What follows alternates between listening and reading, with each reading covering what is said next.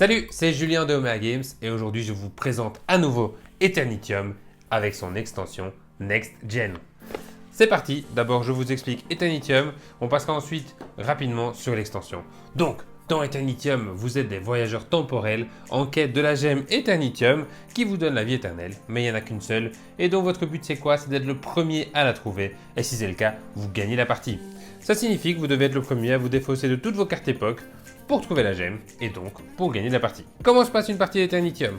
C'est un jeu de deck building, et donc on a tous les mêmes cartes de base au début de la partie. Pour pouvoir se défausser d'une carte époque avec un portail losange, je dois jouer une carte portail losange, et à ce moment-là je peux défausser ma carte époque.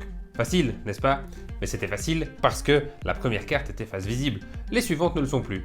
Ce qu'on peut faire, on peut jouer des cartes technologie, il y a toutes sortes de cartes technologie disponibles dans le jeu, mais on a tous une première carte technologie de base disponible dans notre main, qui est le petit druide, qui me permet, lorsque je la joue, de révéler la carte époque suivante. C'est un carré, super, j'ai un portail carré, je peux jouer mon portail carré, défausser la carte. Je peux plus faire grand chose d'intéressant, je pourrais tenter ma chance, mais on va pas le faire.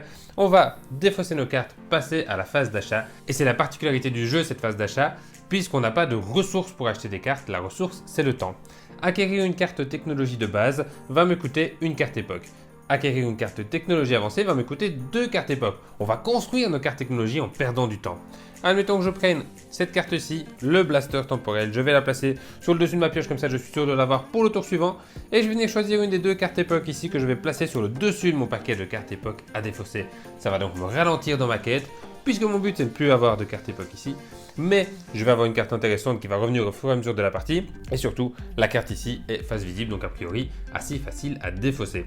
Si j'avais choisi une carte technologie avancée, comme celle-ci, j'aurais pris les 2 cartes époque sur le dessus de mon paquet de cartes époque. Encore une chose que je ne vous ai pas dite, au tout début de votre tour, vous êtes obligé de prendre gratuitement une carte portail directement dans votre main.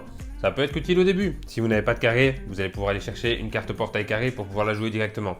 Mais après un certain nombre de tours, ça va plutôt polluer votre jeu et vous préférez avoir des cartes technologie plutôt que des cartes portail dans votre jeu. Pour pouvoir creuser davantage dans notre deck de cartes époque, pour pouvoir ralentir les autres, on va pouvoir faire des combos avec nos différentes cartes technologie.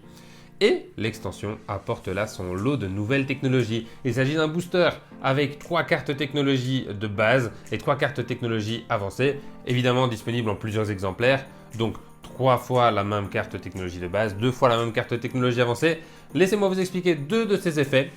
La première ici, les chronobots, on va pouvoir défausser 2 cartes époque qui sont face visible directement. Et donc ici dans mon cas, je la joue. Les 2 cartes sont face visible, je les défausse directement avec une seule carte. Plutôt pas mal.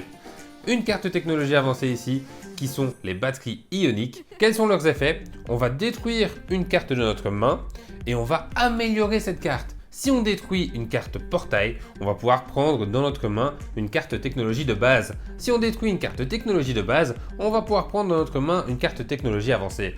Et donc on va pouvoir construire son deck comme ça. Voici un aperçu des cartes qui seront disponibles dans l'extension. Alors certes, la qualité n'est pas finale, ni même les illustrations, mais ça vous donne déjà un petit aperçu. On espère que cela vous plaira.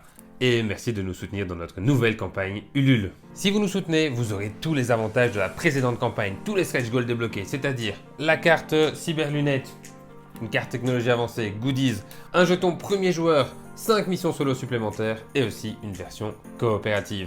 Et on espère débloquer bien d'autres stretch goals lors de cette campagne. Déjà un tout grand merci pour votre soutien. Ciao!